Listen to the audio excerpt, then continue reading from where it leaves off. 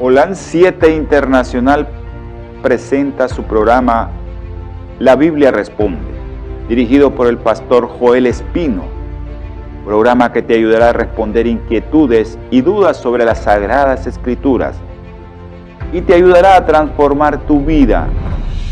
Holan 7 Internacional, sanando, educando y reconciliando.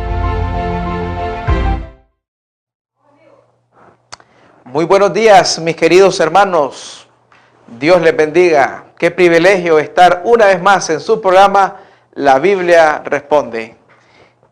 Semana a semana tenemos el privilegio de encontrarnos en esta cita donde estudiamos la palabra de Dios, compartimos el mensaje de Dios y definitivamente, mis queridos hermanos, nos gozamos al aprender de las cosas que Dios tiene para cada uno de nosotros. Así que, mis queridos hermanos, bienvenidos a su programa La Biblia Responde. Ahí usted puede seguirnos en las diversas plataformas de su programa, de su canal amigo Holan 7 Internacional, y puede enviar su pregunta.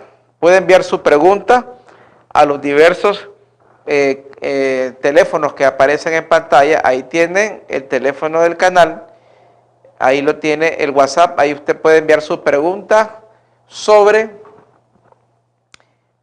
cualquier tema que usted quiere que se desarrolle. Así que, mis queridos hermanos, bienvenidos una vez más.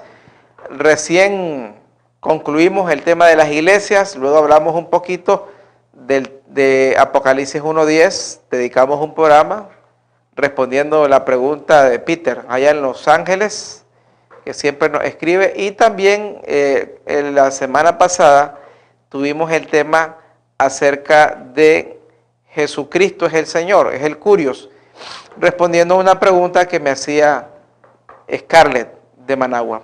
Así que, mis queridos hermanos, tenemos muchas preguntas más ahí en cola, vamos a ir sacando. Y una de estas me habían solicitado la serie de los sellos. Así que vamos entonces a entrar, tenemos bastante material, pero vamos a hacerlo como siempre lo iniciamos. Todo programa lo iniciamos con la bendición de nuestro Dios. Vamos a pedir a Dios que Él nos bendiga en esta mañana. Amado Dios y Padre, gracias te damos. Gracias te damos, Señor, porque tú eres bueno y tu misericordia es para siempre. Oh Dios, esta mañana queremos que tú nos bendigas, que tú nos acompañes, Señor, que tú seas con nosotros, que tu palabra sea ese bálsamo para cada uno de nuestras vidas. Señor, esta mañana no estamos ajenos a los problemas de este mundo, problemas financieros, problemas familiares, problemas de salud, cuántas cosas enfrentamos, pero nos ponemos en tus manos. Esta mañana, Señor, nos depositamos en tus manos para que seas tú tomando el control de nuestras vidas. Quédate con nosotros, Señor, en el nombre de Jesús. Amén y amén. Muy bien, mis queridos hermanos, definitivamente el Apocalipsis es un libro lleno de esperanzas, es un libro lleno de promesas maravillosas. El Apocalipsis es un libro que trae para cada uno de nosotros grandes promesas. Hay desafíos, obviamente, porque obviamente que la vida cristiana es de crecimiento, hay situaciones difíciles. Si a Cristo, hermano, es cierto que somos salvos por gracia, pero a Cristo esa gracia le costó su vida. Y aunque la salvación es gratuita, óigase bien, nosotros aquí no enseñamos salvación por obras, la salvación es gratuita, pero obviamente requiere la renunciación de parte de nosotros al mundo, al pecado, a tantas cosas de las cuales vivimos, tantos afanes y tantas cosas. Así que, mis queridos hermanos, definitivamente vamos a entrar de lleno entonces al tema de los 7 sellos. Obviamente que aún en la actualidad los sellos representan una marca, ¿verdad? Cuando a usted le sellan, si usted tiene un documento y no está sellado, pierde validez, ¿verdad? El sello viene a ser la garantía de que lo está dando el propietario. Generalmente se espera que el sello solo lo tenga el propietario. o la empresa. Por ejemplo, si usted quiere una factura y se la sellan, ese sello corresponde a la empresa. En el caso de los médicos, ellos sellan cuando ellos le ponen el sello a su receta, es porque ellos están aprobando ese medicamento. Y así, en toda situación, en el terreno del derecho, el sello del notario le da validez al documento. Y esta figura del sello, que hoy es muy comúnmente usada, nos remontamos a los tiempos antiquísimos, cuando ya se practicaba esto. Generalmente el sello estaba en los anillos del rey para sellar los edictos y decisiones y decretos que los reyes generalmente tenían. Así que definitivamente, mis queridos hermanos, en el caso de Dios, su sello es su señorío. El sello de Dios, obviamente, es el Santo Sábado a través del Espíritu Santo. Porque Pablo dice, fuiste sellado con el Espíritu Santo. No es el Espíritu Santo el sello, sino que el Espíritu Santo es el agente que sella. El agente que sella. El agente que sella, ¿verdad? El agente que sella y la señal es el Santo Sábado.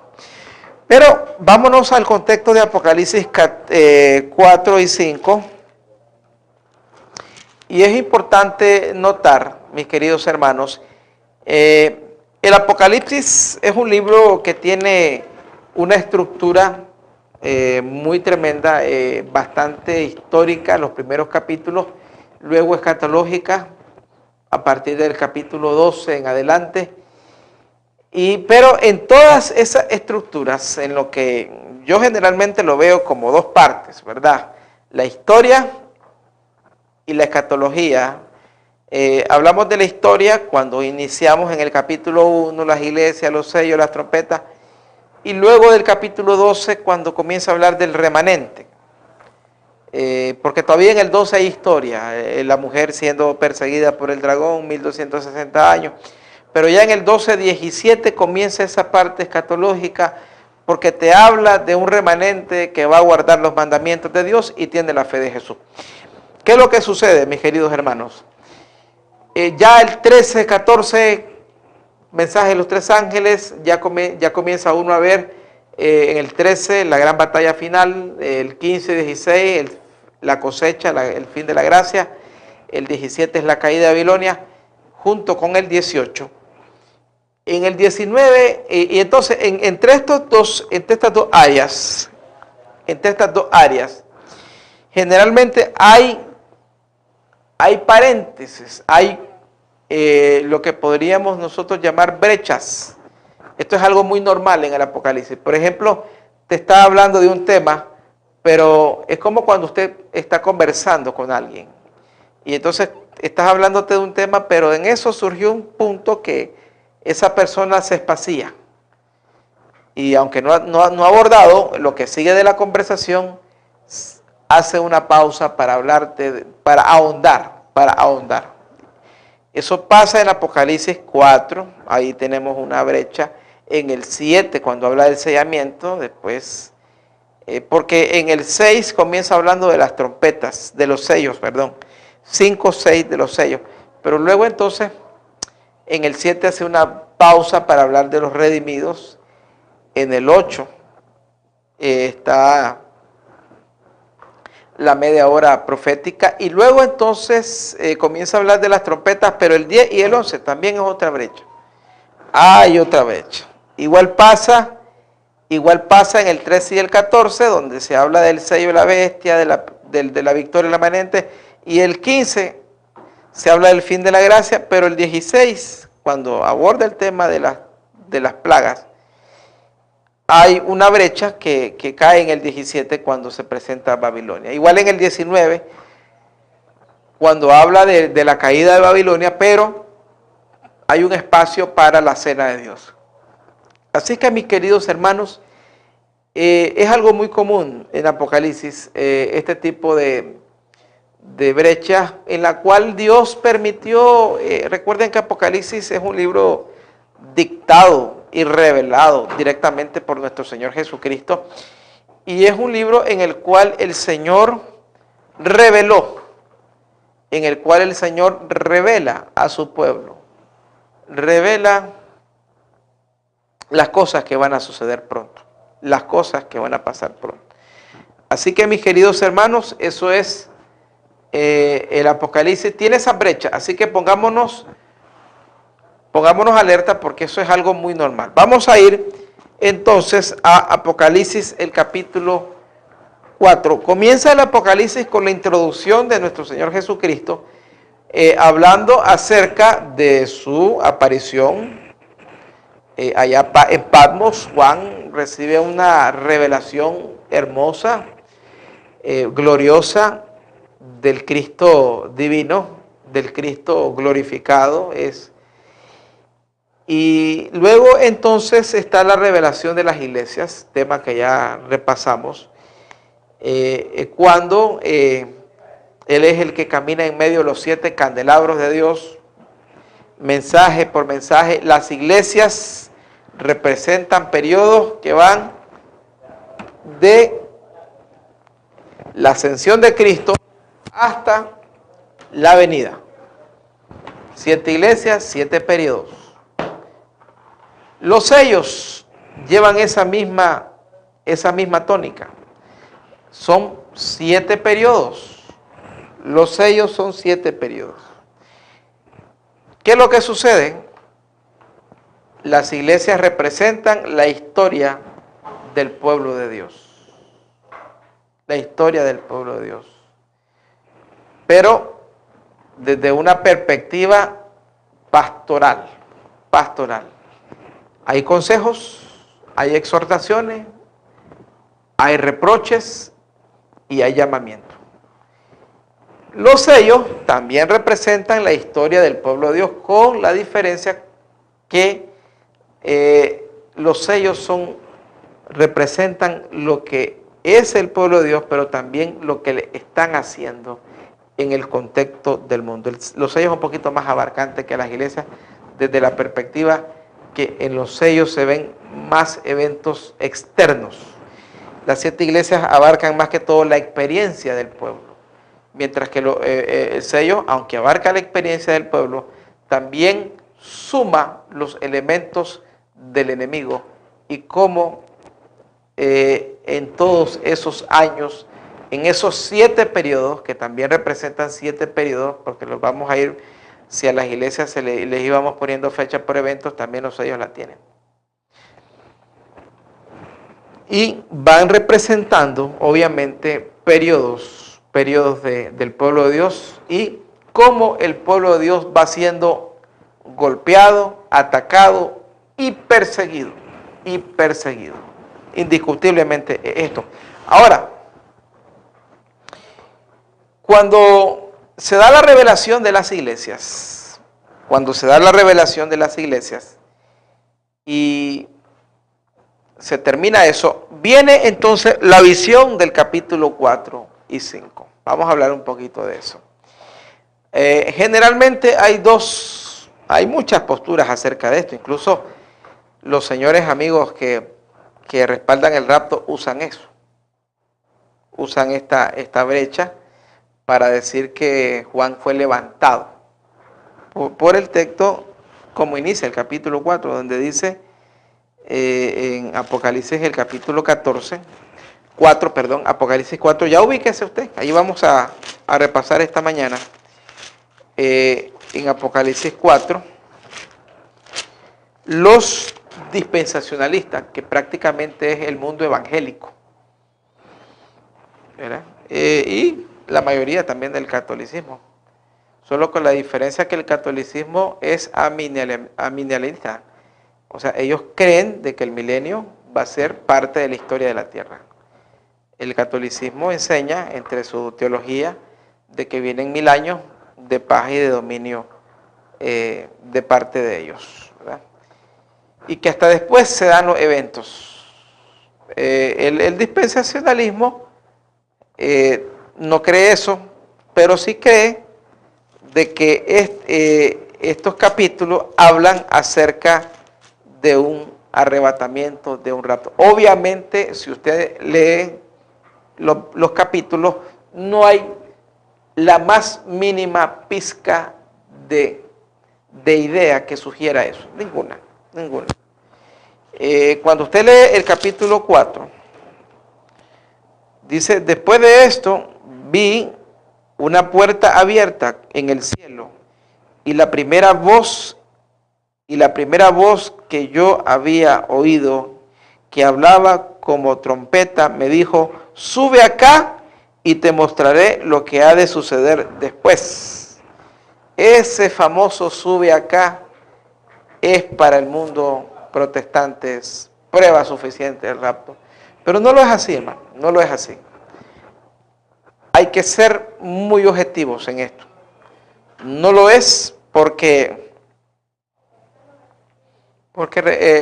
para fundamentar una doctrina en la Biblia hay que tener base, hermano.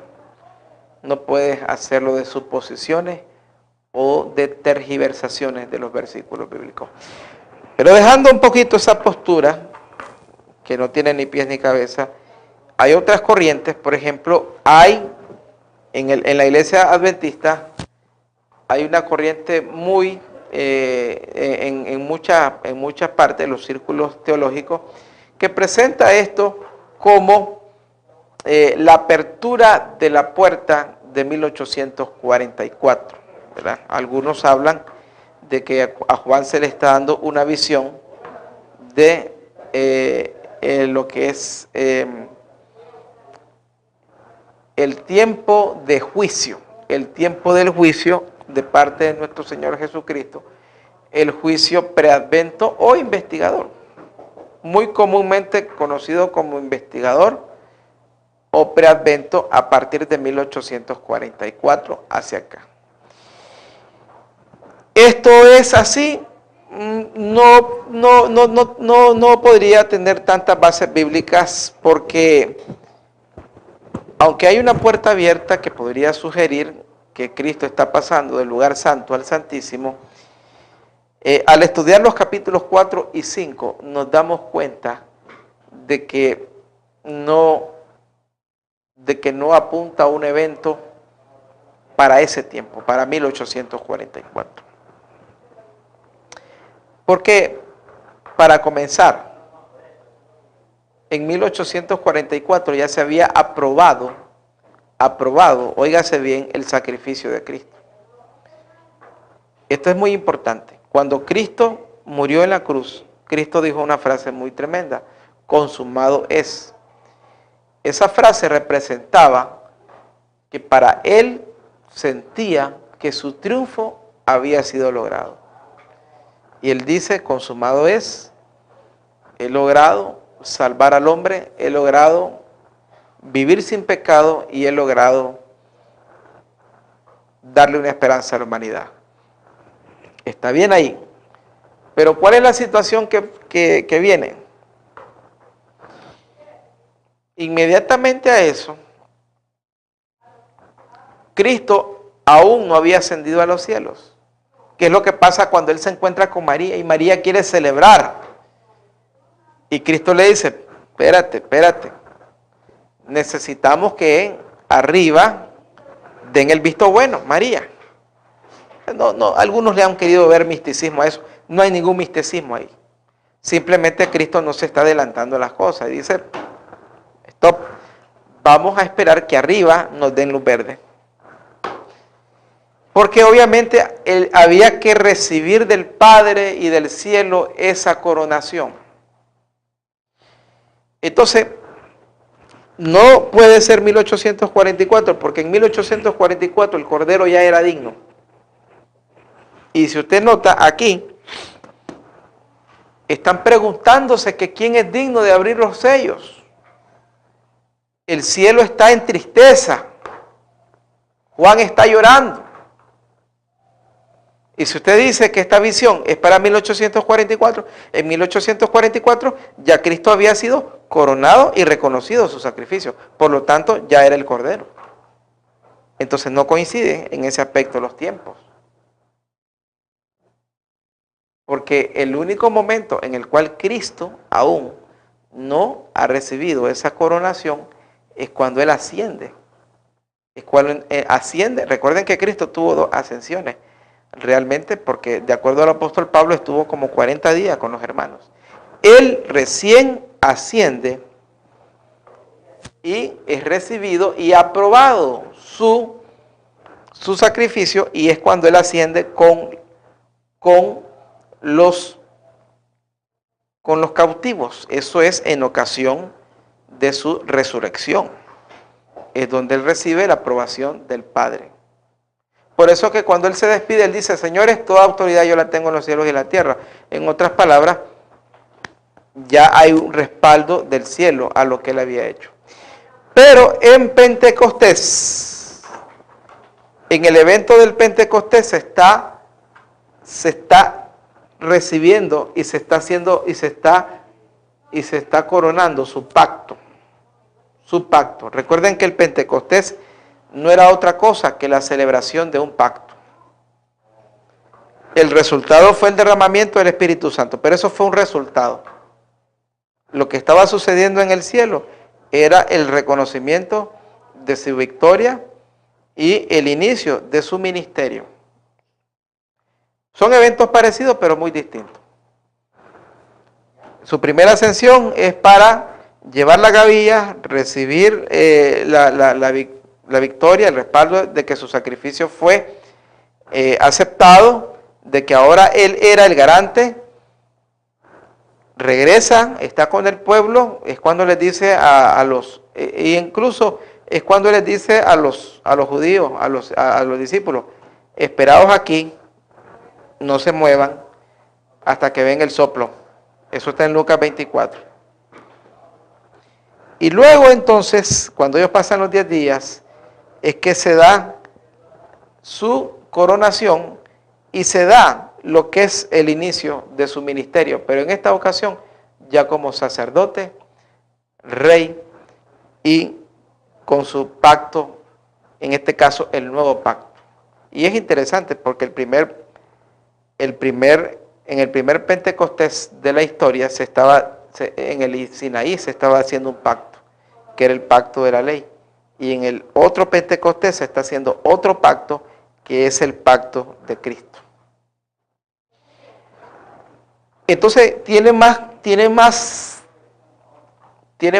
acercamiento el texto a un evento de la coronación de Cristo, estos capítulos, a ubicarlo en 1844.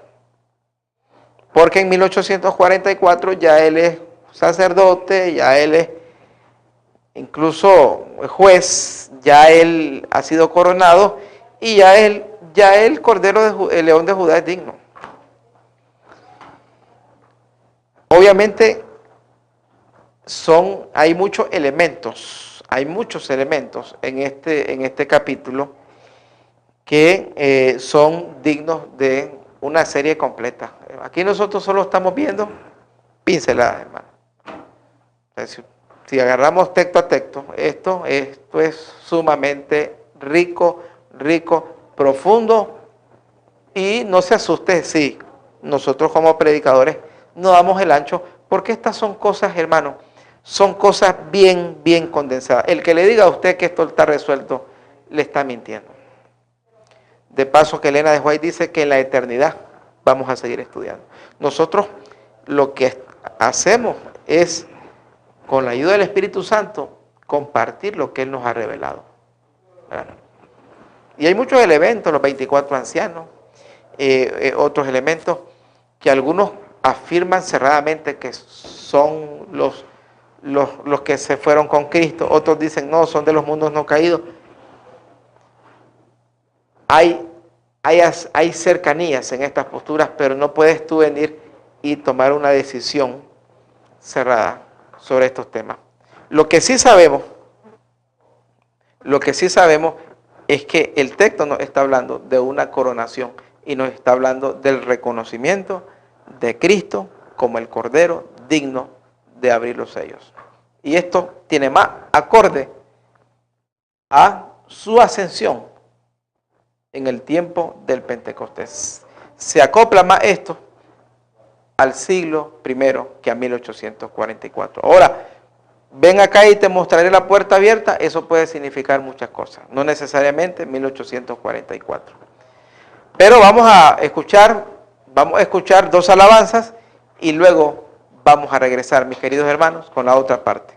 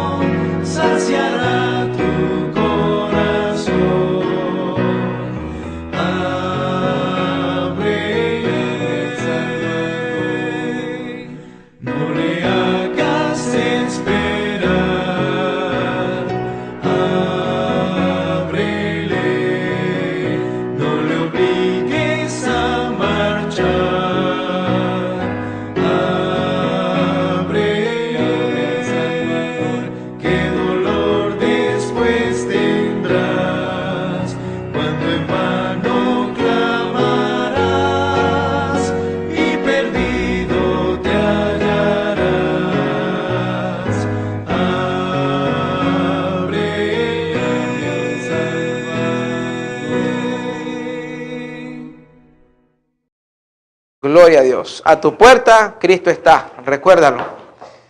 Así que mis queridos hermanos, vámonos con las buenas nuevas, sí. Aquí hay buenas noticias, más allá de tantos detalles teológicos, tantos tira y encoge de una y otra postura. Las buenas nuevas es que tenemos un representante en los cielos, en los mundos no caídos y ante el universo y ante el Padre, y ese es Jesucristo. Las buenas nuevas son de que el que reveló el futuro conoce tu futuro y el mío, mis queridos hermanos. Y ¿cuál es lo importante? Que obviamente cuando Juan recibe la visión, obviamente va a haber una revelación importante de la historia del pueblo de Dios y sus conflictos. Los sellos nos llevan a los conflictos que tiene el pueblo de Dios. Y dice, obviamente, me gustan algunos textos que hablan acerca de lo que está sucediendo. Lo que está sucediendo ahí.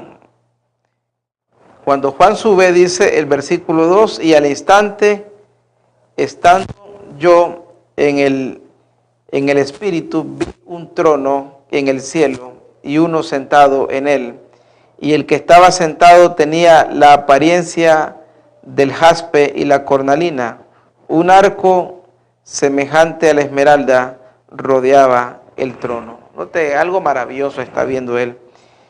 Alrededor del trono había 24 ancianos y sentados en ellos 24 tronos, y 24 ancianos sentados en ellos, con vestidos blancos, con coronas de oro sobre sus cabezas. Juan está viendo la visión de la adoración celestial. Está viendo lo que es un poquito de lo que hay ahí arriba en el cielo. Y dice la palabra de Dios: del trono salieron relámpagos, truenos, voces, y ante el trono ardían 7 lámparas de fuego, que son los 7 espíritus de Dios. No es que Dios tenga 7 espíritus, son los 7 virtudes del Espíritu Santo. Ante el trono había como un mar de vidrio semejante al cristal. Alrededor del trono había 4 seres vivientes llenos de ojos por delante y por detrás. El primer ser viviente era semejante a un león, el segundo semejante a un becerro, el tercero semejante a un hombre y el cuarto semejante a un águila en vuelo. Estos mismos seres son los que ve la visión de Ezequiel, del trono de Dios. Obviamente tienen una muy estrecha relación. Si usted analiza en la Biblia, los ángeles que tenían mayor acceso al trono y a la parte íntima de Dios eran los querubines. Eran los querubines. Ahí estaban los querubines. Y luego dice,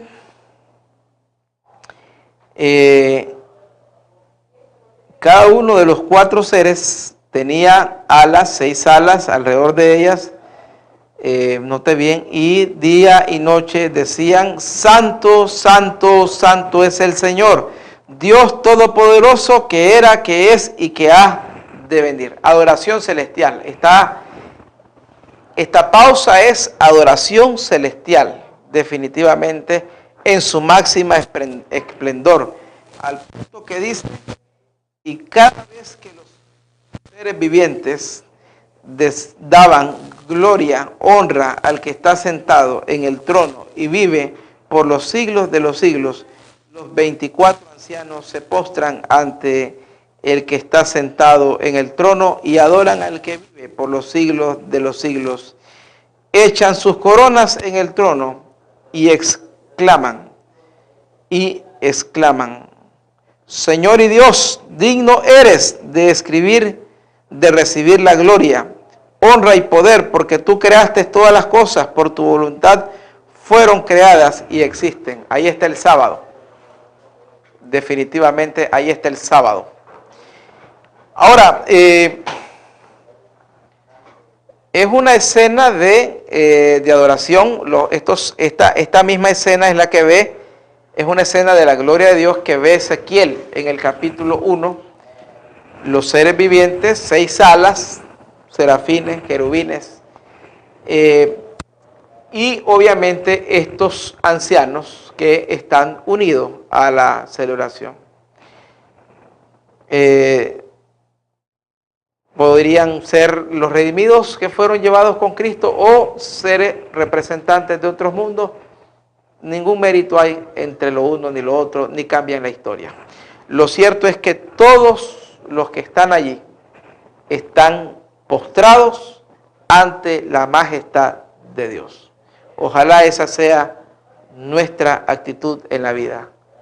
Deberemos tomar este ejemplo de adoración, de esta visión, y darnos cuenta de lo magnificente, de lo grandísimo, infinito que es nuestro Dios. Que muchas veces, desde nuestra visión humana, antropológica, traemos a Dios a nuestro tamaño y pensamos que Dios piensa, actúa, decide o hace como nosotros. Pero no es así. Él es Dios y está por encima de todo y fuera de todo alcance, y eso es lo que hacen todos estos seres, reconocer. Serafines, querubines, ancianos, redimidos, gente de no mundos no caídos, todo.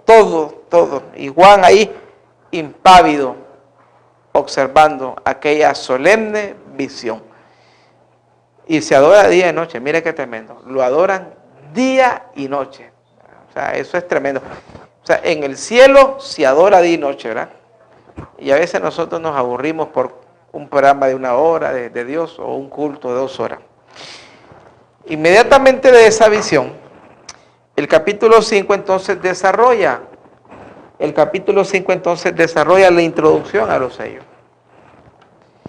A la derecha, dice el 5.1, a la derecha del que estaba sentado en el trono, vi un libro escrito por dentro y por fuera, sellado con 7 sellos. ¿Quién estaba sentado a la derecha del que está en el trono? Y esta es otra prueba, ¿verdad?, para ver que realmente este texto me recuerda el sermón de Pedro.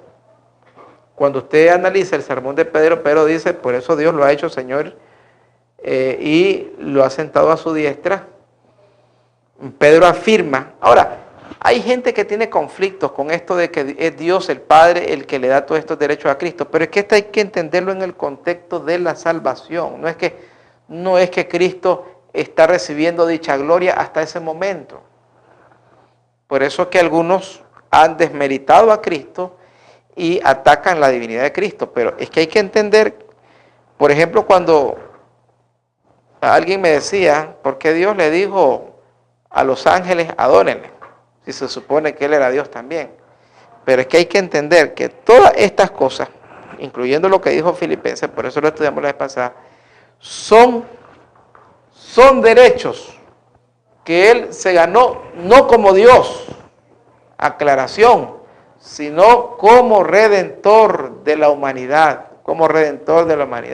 Por eso se le otorgan estas cosas.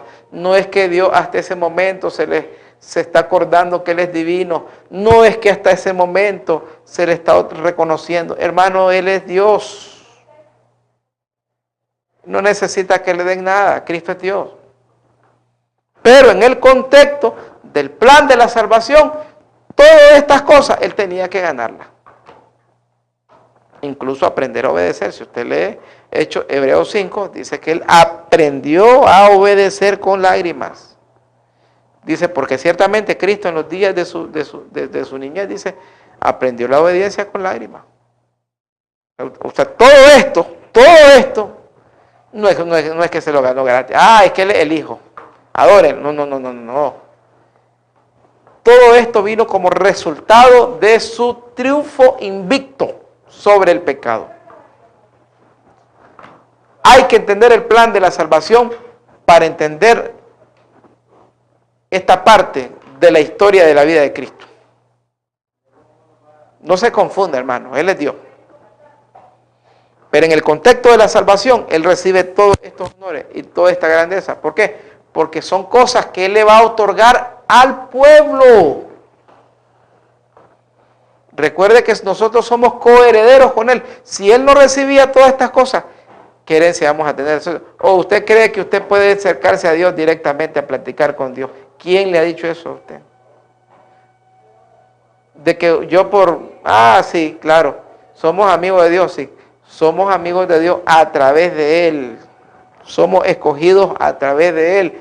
Por eso dice Pablo, solo hay un mediador entre Dios y los hombres. Es la escalera que miró Jacob. Pero obviamente sin Cristo nosotros estamos out, hermano, fuera de todo. Como dice Romanos 3:23, destituidos de la gloria. Hermano. Así que, hermano, entendamos entonces por qué es que está esta coronación hacia Él. No son derechos que es que hasta ese momento se le está reconociendo. Porque, como bien dice el himno, tú dejaste tu trono, Él ya gobernaba desde antes. Ahora, hay momentos en los cuales Él sí hizo uso de no de su poder, pero uso de su estatus como Dios. Y Él, por ejemplo, a mí me gusta Juan 12, donde Él dice, mi vida nadie me la quita, yo la pongo y la vuelvo a poner. Sencillo, lo que le está diciendo, no crean que ustedes que me están matando. Yo voluntariamente la pongo y voluntariamente la vuelvo a tomar. ¿Por qué? Porque Él es Dios. Él es Dios. Y Él no puede ni ser vivificado, ni ver muerte. Es Dios. Así que, hermanos, démosle la gloria al Cordero por ese gran sacrificio. Y porque todo eso que Él hace, ¿sabe qué cosa es todo eso que Él hace? Humildad, hermano. Humildad. Que usted sea el Dios del universo. Oiga bien, hermano. El Dios creador, el Dios sostenedor. Y a usted lo rebajen y tenga usted que venir a ganarse esos grados, cualquiera de nosotros diría, no, yo no necesito ganármelo. Si Él tampoco. Pero a veces nosotros somos ególatras. Por eso dice Pablo, ese sentir que hubo en Él, de humillación propia. Eso es algo único en Cristo. Por eso Elena de White lo llama el siervo de siervos. Ese es nuestro Señor Jesucristo. Y entonces, cuando se da la visión, dice el versículo 2, vi un ángel poderoso que decía en voz alta, ¿quién es digno de abrir el libro y desatar sus sellos? La gran pregunta del millón, en ese momento Cristo está allí. Obviamente el ángel, ellos sabían que Él era el único, pero había que darle ese reconocimiento como redentor. Recuerde que todos estos reconocimientos que Él está recibiendo es como redentor, no como creador ni como Dios, porque Él es Dios y creador. Pero por ejemplo, cuando Él dice, mi Padre mayor es que yo, Él está hablando acá en la tierra, en el contexto del plan de la salvación, en el contexto del sometimiento. Primera de Corintios 15, cuando todo esto termine, dice Pablo, también el Hijo se someterá. Pero el Hijo sometiéndose voluntariamente. La Biblia no le enseña que él fue formado, ni que Él fue sometido, ni que Él fue... Es Él voluntariamente. Y dice la palabra de Dios, y ninguno de los en el cielo, ni en la tierra, ni debajo de la tierra podía abrir el libro, ni mirarlo. Y yo lloraba mucho porque no se había hallado ninguno digno de abrir el libro, ni de mirarlo. O sea, que hermano, hay cosas que solo Dios hace. Sencillo. Y por muy humano que Cristo sea, también es Dios. Con todas las reglas, no le quite nada. Ay, qué bueno, por ser humano, Él tiene guardada la omnipresencia. Guardada, no quitada. Todas sus facultades están al día. Todos sus atributos están en Él. Perfectamente todo. Pero por amor a nosotros se hizo hombre. Entonces uno de los ancianos me dijo, no llores, el león de la tribu de Judá. Solo recuerdo las visiones de Jacob en aquella cama, en su lecho de muerte, cuando leo esta parte. El león de la tribu de Judá, la raíz de David, término de Isaías, ha vencido para abrir el libro y desear y desatar sus 7 sellos. Note bien, o sea, por eso es que hay que explicar eso, de que es por su victoria como Redentor que Él está haciendo todo esto. Y se le está recibiendo y se le está coronando y se le está dando. No es que a la hora vamos a reconocer sus derechos de una lucha, no, estamos hablando como representante del hombre, porque Cristo es el representante del hombre, de la humanidad. El diablo aquí no tiene nada, hermano, más que los que se dejen gobernar. Allá yo y usted sí dejamos que el diablo nos gobierne. Y dice el versículo 6, entonces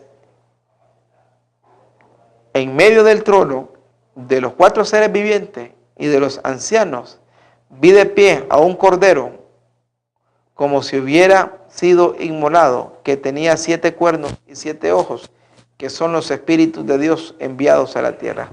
Ya explicamos que estos 7 espíritus de Dios en realidad son 7 virtudes del Espíritu Santo. No es que Dios tenga 7 Espíritus Santos.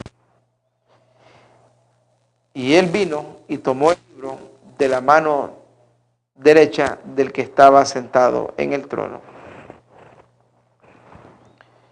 Cuando abrió el libro, los 4 seres vivientes y los 24 ancianos se postraron ante el Cordero. Oiga bien, adoración en el trono de Dios. Y me sale usted o alguien sale diciendo que Él es creado.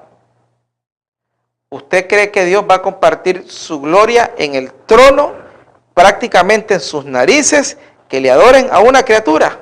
Hermano, cuando Él ha dicho claramente, yo soy tu Dios fuerte y celoso. Obviamente Él es Dios, hermano. Se postran ante Él. Recibe adoración. Y dicen, y cantaban un nuevo canto, diciendo, digno eres de tomar el libro y abrir sus sellos, porque fuiste muerto y con tu sangre nos compraste para Dios gente de toda raza, lengua, pueblos y nación. Así que noten la referencia es a su victoria en el Calvario. Y de ellos hiciste un reino de sacerdotes para servir a Dios y reinarán sobre la tierra. Y miré y con la voz de muchos ángeles, de los seres vivientes y de los ancianos, su número eran miles de millones y 10,000 veces 10,000. O sea, hermano, eso era incontable. Cuánta gente estaba adorando a Cristo. Cuánta gente. Y decían a gran voz, el Cordero que fue muerto es digno de recibir poder y riquezas, sabiduría y fortaleza, honra, gloria y alabanza. El Cordero, hermano. Aquí los créditos son para Cristo, hermano. Olvídese, aquí no hay estrellas. Que yo lleno estadios, que el otro, el apóstol tal, que el reverendo tal, que no.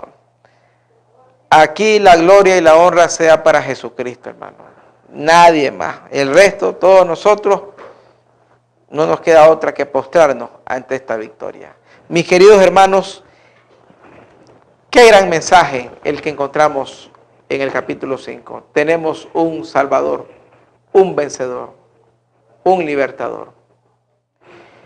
Esta mañana nos damos cuenta de que si Cristo fue capaz de abrir esos sellos, es capaz de descifrar tu enfermedad, es capaz de resolver tu problema, es capaz de restaurar tu familia, es capaz de sanar a tu hijo. Cristo es capaz de todo porque Él venció. Él es el Cordero que fue inmolado. Vamos a escuchar una última alabanza y regresamos para cerrar con una oración.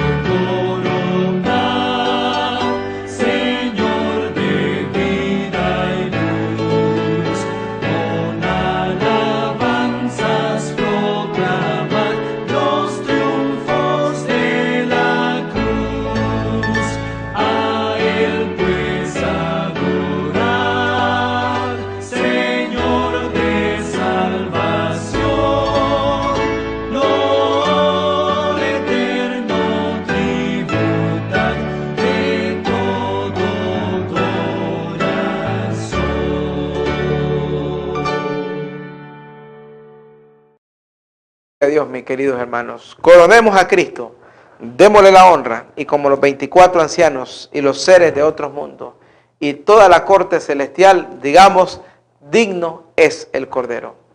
Que Cristo entre en tu corazón esta mañana, que Cristo gobierne tu vida, que Cristo reciba tu corazón, y cualquier dificultad que tengas, que sepas que hay salvación, sanidad y remedio en Cristo Jesús.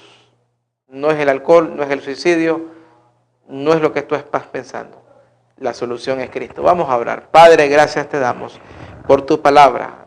Coronamos a Cristo, lo declaramos el Señor de nuestras vidas y de cada televidente. Señor, quédate con nosotros. Bendíganos y guárdenos en el nombre de Jesús. Amén y amén. Dios les bendiga, mis queridos hermanos. Holan 7 Internacional presentó su programa La Biblia Responde, dirigido por el pastor Joel Espino, programa que te ayudará a responder inquietudes y dudas sobre las Sagradas Escrituras y te ayudará a transformar tu vida. Holan 7 Internacional, sanando, educando y reconciliando.